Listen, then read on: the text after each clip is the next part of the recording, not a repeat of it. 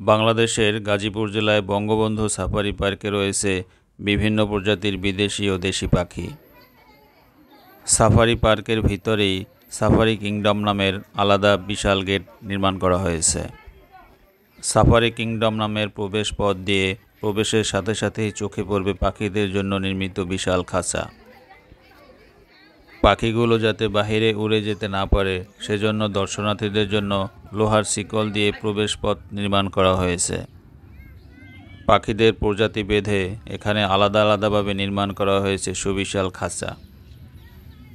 Safari কিংডমের মূল আকর্ষণই হচ্ছে macaw land ও parrot aviary. Macaw দক্ষিণ আমেরিকার জনপ্রিয় একটি পোষা পাখি।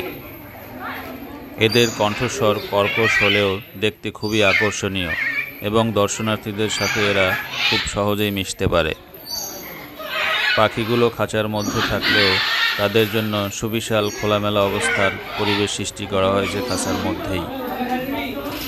এদের বংশবৃদ্ধি দেখে মনে হচ্ছে এরা বাংলাদেশের আবহাওয়ার সাথে খুব সহজেই খাপ খাইয়ে নিয়েছে।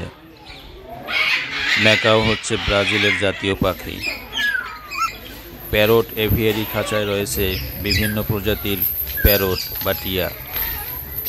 ম্যাকাও ও প্যারটের সাথে সরাসরি সময় কাটাতে যে কোনো দর্শনার্থী এই খাঁচার মধ্যে প্রবেশ করতে পারেন।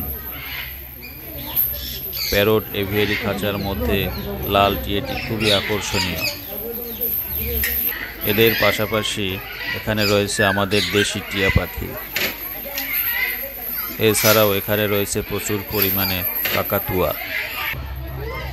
পাখিদের ডাকাডাকির শব্দ এবং তাদের আচরণ দেখতে চাইলে সম্পূর্ণ ভিডিওটি দেখতে পারেন।